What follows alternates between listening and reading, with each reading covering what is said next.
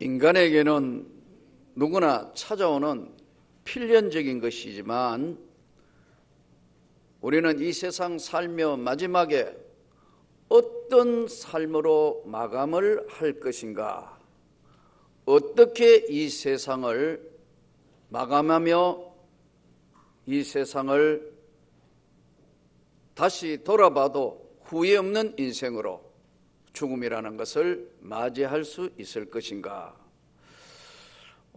대부분의 사람들이 죽으면 다 끝나는 것이지 뭘 그래 이렇게 생각하는 사람, 세상 사는 사람들이 많습니다. 그러나 성경은 명확하게 말씀하기를 이 세상을 다 살고 나면 다른 세상의 세계가 열려지는 것을 성경이 말씀을 하고 있어요. 그러니까 우리가 대부분 보면 안 믿는 불신자들은 뭐 죽으면 다 끝이지 그게 무슨 소리야, 다 끝나서 하지만 죽음은 또 다른 세계의 시작이라는 것을 성경이 명확하게 말씀하고 있어요. 우선 오늘 이 본문을 정확하게 들여다봐야 하는데요, 살리는 것은 영이니 육은 무익하니라. 내가 너희에게 이른 말은 영이요 생명이니라. 그랬어요. 육은 무익하다. 육신의 가치를 부정하는 것 같은 잘못된 인식관을 가질까 봐 첫 번째 이 말씀부터 우리가 깊이 들여다봐야 돼요. 육신이 중요해요. 잘 먹어야 해요. 운동하고 잘 쉬어가면서 건강관리를 잘 하셔야 돼요. 육신이 건강해야 영혼도 건강하고, 영혼이 건강함으로 육신도 탁 피어나고 환한 얼굴이 돼요. 근심, 염려, 걱정 내려누르고 고통스럽고 하는데 육신이 문제가 생겼는데 영혼이 충만할 수가 없어요. 동시에 영혼의 고통이 찾아오면 육신도 자꾸 아프기 시작하고 허물어지기 시작해요. 그래서 우리의 건강은 영육간에 건강하셔야 합니다. 그런데 왜 육은 무익하다 하셨냐 하면은, 영혼이 떠난 인간의 육체는, 이미 영혼이 떠난 육체는 죽은 것이기 때문에 무가치하다는 거예요. 살아있는 동안은 이 육신이 굉장히 중요합니다. 여러분 건강하시기를 바랍니다. 건강한 육체 속에 기쁨이 있고 충만이 있고 감사가 있는 거예요. 그러나 우리가 죽음의 상태에서 오는 영혼이 떠난 육신은 고기 덩어리하고 똑같아요. 이것을 지금 말씀하는 거예요. 그래서 육은 무익하니 내가 너희에게 이른 말은 영이요 생명이다, 이렇게 말씀하고 있어요. 우리가 인간의 구성을 어떻게 보느냐에 따라 조금씩 다른 견해를 가지고 있어요. 어떤 사람들은 우리 인간의 구성이 육신, 혼, 영 세 가지로 구성되어 있다. 우리 육신하고 혼하고 영으로 구성되어 있다. 이걸 소위 신학대학원에서 공부를 가르칠 때는 삼분설 학설이라 이렇게 이야기합니다. 삼분설, 육체, 혼, 영. 성경에 다 나와 있습니다. 영과 혼과 관절을 찔려 쪼개기까지 하며, 히브리서 4장 12절 말씀에 보면 영혼 육을 삼분설이 있어요. 또 성경에 보니까 영과 혼을 나누지 아니고 영혼 이렇게 묶어서 말씀을 하고 있어요. 너희 영혼이 잘된 같이 내가 범사에 잘되기를 축복하니라. 너희 영과 혼과 육신이 잘되, 영혼을, 영혼이 잘된 같이 내가 범사에 잘되기를 축복한다. 또 그 외에도 많은 성경 규절이 있어요. 그래서 이 영혼과 육신으로 나누는 것을 우리는 이분설 학설이라 이렇게 이야기해요. 너무 신학대학원 강의 시간이 아니니까 영혼 육, 영혼 육체 인간의 구성에 가장 중요한 것은 인간은 동물과 구별되는 것은 영혼이 있다는 거예요. 그렇기 때문에 여러분, 불신자들은 대부분 보면 영혼이 없어진다고, 멸절된다고 생각해요. 죽으면 뭐 눈에 보이는데 다 없어지고 끝나버렸는데 죽으면 끝이지 뭐 그 이상 뭐가 있어. 눈으로 봐서 들어봐서 누가 알아. 이게 90%가 세상 사람들이 생각하고 불신자가 생각하는 그러한 세계관이에요. 그래요 여러분, 죽으면 끝이 아니고 죽으면 이제 시작이에요. 할렐루야.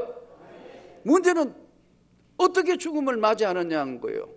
죽으면 끝이면 뭐 굳이 예수 믿을 필요도 없고 아무 필요가 없는 거 아니에요. 사는 날 동안 멋지게 잘 살고 마음대로 살고 뭐 이렇게 살다가 죽는 것이 인생이다. 그게 아니고 죽으면 끝이다가 아니고 죽으면 새로운 시작이다. 우리는 오늘 이 본문을 통해서 육은 무익하다. 살리는 건 영이다. 영이고 생명이다. 그러면 영이요 생명이라는 말씀은 또 무슨 말씀인가? 조심스럽게 이 말씀을, 성경을 가만히 들여다보면 여러분, 우리 영혼에 하나님의 말씀을 우리가 듣는데 어떤 사람은 귀로만 들어요. 귀로만 들으니까 그래, 그렇겠지, 그럴 수도 있겠지. 귀로 들었으니까요 머리로 생각해요. 그 다음에 돌았으니까요 성경 말씀을 하지만 요 머릿속에만 맴돌아요. 귀로 들었어요. 그래, 그럴 수도 있겠지, 그렇지 뭐, 이렇게 머릿속에만 맴돈다고요. 그리고 거기에 대한 자기의 의견이나 견해를 요 머릿속에만 받았으니까 지식적으로 판단하고 생각해서 이야기를 합니다. 그러나 여러분, 영이요 생명의 말씀, 하나님의 말씀이 우리에게 들려질 때 귀로 들었지만 이 말씀은 내 마음을 꿰뚫고 영혼으로 들어오는 겁니다. 생명의 말씀은 귀에 들어오는 것에 동시에 가슴 속 마음을 뚫고 돌아서 그 말씀이 영혼에 닿기 때문에 막 회개를 하는 겁니다. 찬송 부르다가도 하염없이 눈물을 흘리는 겁니다. 성경 말씀이 마음을 뚫고 영혼에 들어왔기 때문에 그 말씀을, 지금 내가 하는 말은 살리는 것이 성령의 역사로 이루어지는 건데 이 말은 영이요 생명의 말씀이다. 이건 뭐냐면 우리의 마음을 뚫고 하나님의 말씀이 영혼에 다가오기 때문에 눈물을 흘리는 거예요. 회개하는 거예요. 그리고 이게 영혼에 다 졌기 때문에 믿어지는 거예요. 그 영혼까지 이 말씀이 살리는 것은 영이고 생명인데 생명의 말씀이 그대로 확 마음을 뚫고 내 영혼에 찾아오면 주여 내가 믿습니다. 저절로 눈물이 나면 하나님의 말씀, 말도 안 되는 것 같은 성경에 있는 희한한 이야기들이 믿어진다니까요. 이건 내가 믿으려고 노력한 것도 물론 해야 되겠지만 하나님의 성령께서 마음을 뚫고 이 말씀이 영혼에 들어왔다는 거예요. 그래서 이 말씀을 정확하게 해석하면 너희에게 이런 말은 영이요 생명의 말씀이다. 할렐루야. 그래서 예수 믿는 거예요. 그래서 믿어지는 거예요. 머리에만 들어온 거는 여기만 해가 말로 한다고. 영혼에 돌았어요. 내 영혼이 거부할 수 없는 은혜. 그래서 찬송가대로 내 영혼이 은총 입어 중한 죄짐 벗고 보니 슬픔 많은 이 세상도 천국으로 화하도다. 이건 찬송가면서도 고백이에요. 고백. 영혼의 고백이란 말이에요. 그러면 많은 사람들이 그렇게 이야기해요. 영생이 어디 있냐? 그러면 영생이 어디 있단 말이냐? 너가 눈으로 봤어? 그거 증명할 수 있어? 그러지 않겠어요? 영생의 세계, 천국, 영생 어디 있느냐고, 증명할 수 있냐고 그런단 말이에요. 그렇잖아요? 이걸 어떤 사람 설명하기 위해서 뭐 철학적으로, 과학적으로, 논리적으로 이렇게 접근하는 사람 많이 있어요. 근데 오늘 사도 베드로가 정확하게 오늘 고백을 하는 겁니다. 또 이르시되 그러므로 전에 너희에게 말하기를 내 아버지께서 오게 하여 주시지 아니하면 누구든지 내게 올 수 없다 하였노라 하시니라. 그때부터 그의 제자 중에 많은 사람이 떠나가고 다시 그와 함께 다니지 아니하더라. 이때 예수님께서 제자에게 이르시되 너희도 가려느냐?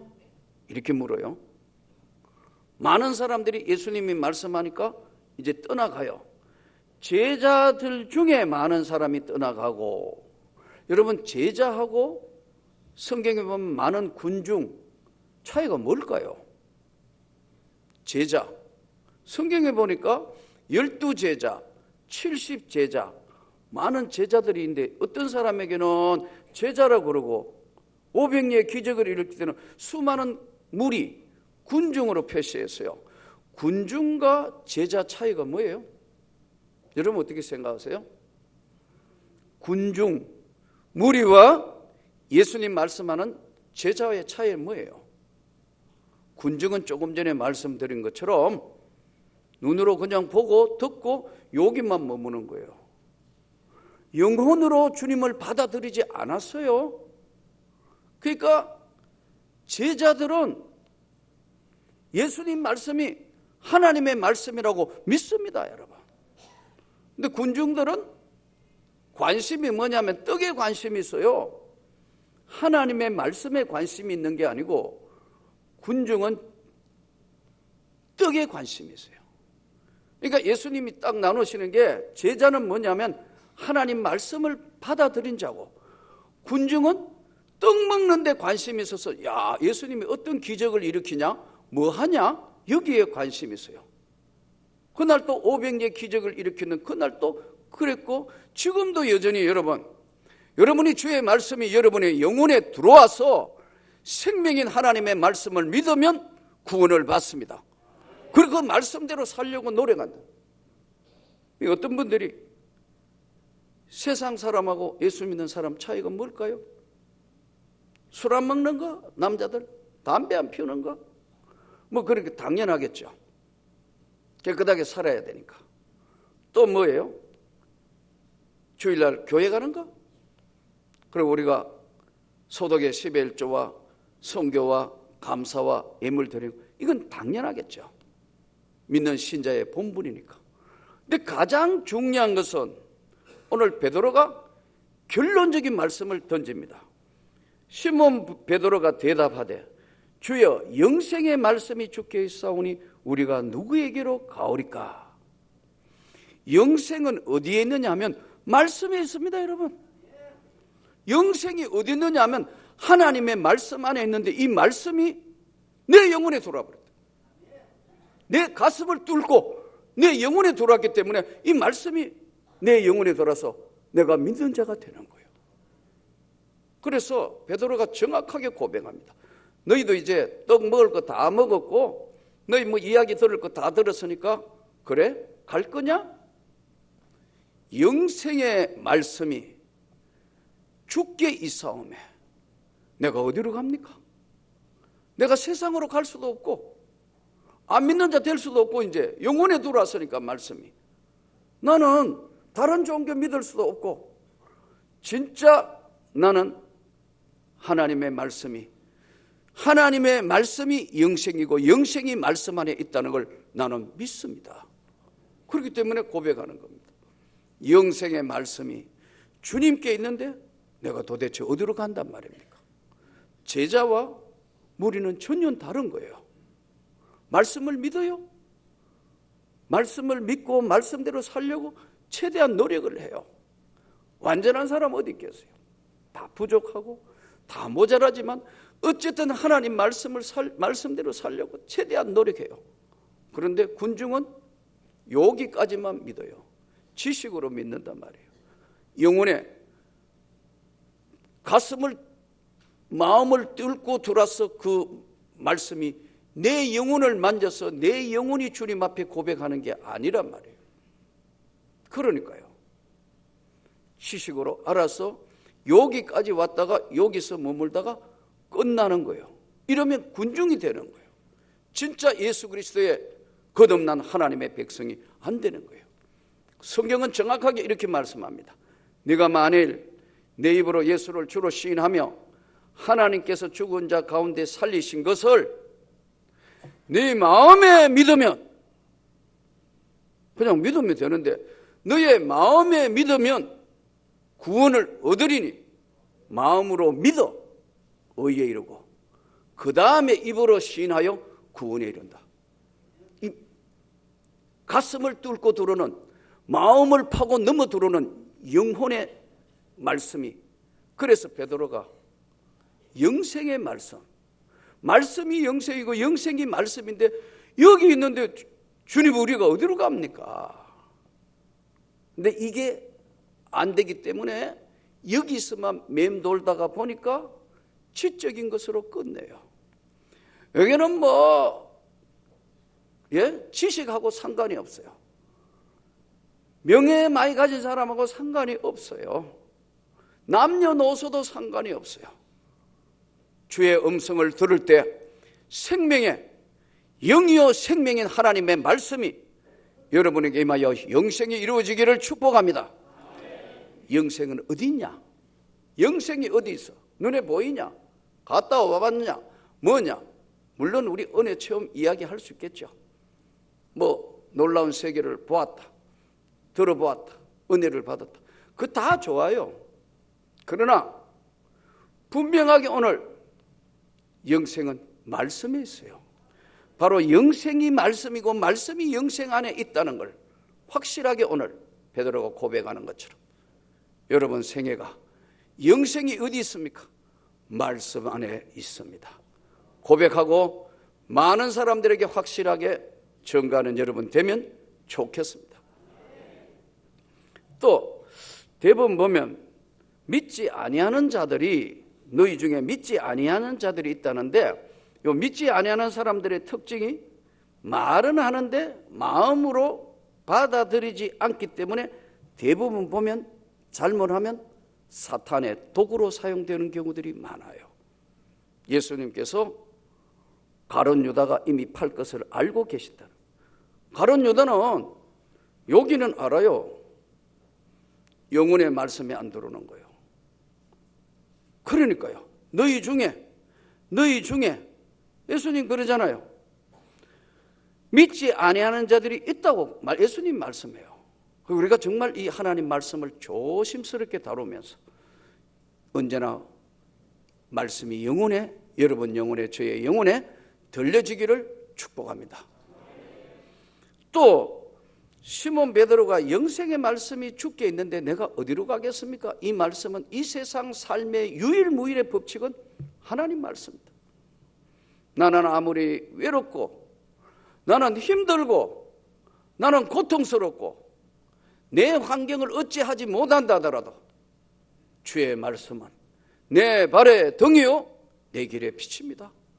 난 그렇게 살겠습니다.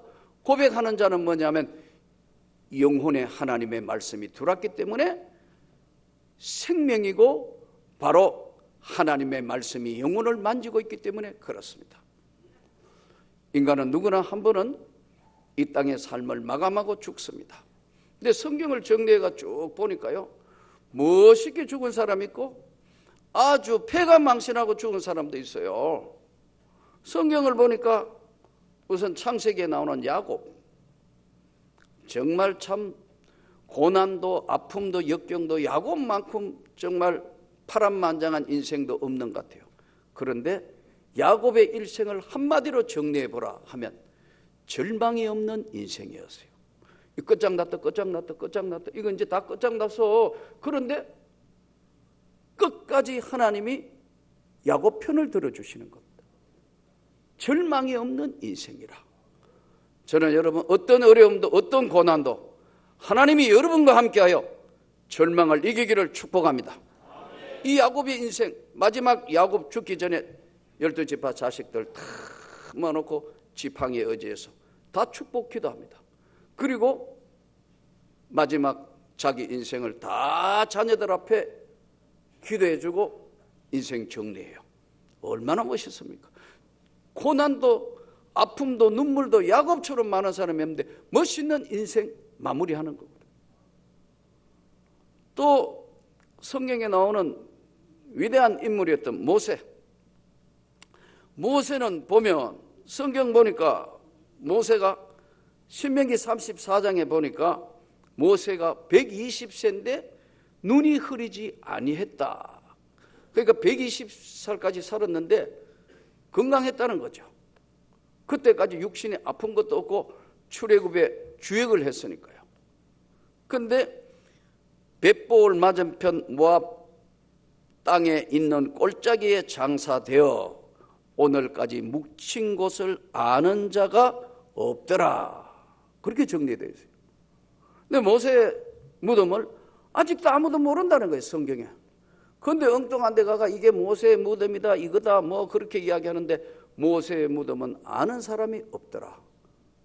그런데 이 모세가 긴 인생 동안 그 파란만장하게 그 왕자에서 또 이방인의 양치기 되었다가 출애굽의 지도자로 그의 인생을 나눠보면 3단계로 딱 나눠진다고. 왕자로 자랐던 애굽의 생활, 광야 생활 40년, 80에서 120까지는 지도자로서의 삶. 그런데 그 삶도 멋있는 삶이었던 것이 하나님이 끝까지 함께 하신다. 마지막 가는 것도 하나님이 딱 감추셨거든요. 만일 지금 모세 무덤이 있다 하면 거기 가가 절하고 난리 나고 아마 지금 별 희한한 일이 벌어질 것 같으니까 하나님이 딱 아무도 그 무덤을 아는 자가 없더라. 성경은 이렇게 딱 정리하고 하나님이 그를 데려가셨다.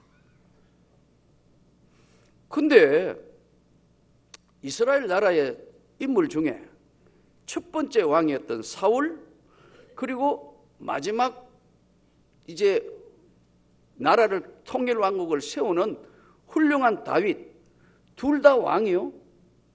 근데 하나는 사울 왕은 완전히 멸망의 길로 가고 다윗은 마지막까지 잘못도 많이 하고 여러 가지 문제가 많은데도 다윗은 끝까지 마지막까지 하나님 앞에 그 삶을 정리해요. 사울은 키도 크고 우리를 얘기하면 미남이요. 집안도 좋고. 그런데 왕이 됐어요. 시간이 흘러서요. 점점 하나님과 멀어져. 여러분 조심해야 될 게 좋은 환경이 올수록 겸손해야 돼요. 내게 좋은 환경이 찾아오고 내게 모든 일이 잘 될 때는 더 겸손해야 된다고. 낮은 자세로. 그리고 하나님 앞에 참 조심해야 된다고. 그런데 이 사울은 왕이 되면서 모든 사람들을 견제해요. 이게 반란을 일으킬까? 이게 뭐 할까? 그래서 사위가 되었고 큰 공을 세운 다윗을 시기 질투하면서 감시 감독하기 시작해요. 그러면서는 그에게는 하나님의 성령이 역사해야 되는데 악신이 역사하기 시작해요. 나중에는 꼴볼 겨는 엔돌의 신접한 여인한테 가가지고 어떻게 되고 묻게 되고 그 마지막이 다 죽는데 집안 아들 성경에 나오는 요나단, 아비나답, 말기수아 성경에 보니까 사무엘상 31장에 보면 다 죽어본대죠. 그리고 자기도 이방인에게 죽기 싫으니까 칼로 부하에게 자기 목을 치라고 그랬다. 그리고 그 따라갔던 사람들이 무기를 던져 사울의 죽음을 보고 자기도 칼 위에 엎드려져 그와 함께 죽으니라. 정리하면 자기 죽고 다 집안 멸족당하고 죽고, 따르던 모든 부하들 거의 다 죽고. 여러분, 이거 뭐 아는 짓입니까? 하나님의 사람으로 선택받았는데도 버려지니까 그렇게 되는 거예요. 조심할 수 있기를 바랍니다. 이 하나님 앞에 버려진 인생 되니까요, 다 멸족돼 버려요. 참 불쌍하기 짝이 없는 인생이 돼버렸어요. 그래 이제 그 시체를 막 그야말로 목 없는 시체 되니까 너무 불쌍해서 야베스 사람들이 끝까지 가가지고, 그래도 믿음의 의리 있는 사람들이 가서 그 시체를 찾아와서 야베스 엑셀 나무 아래에 묻으니라.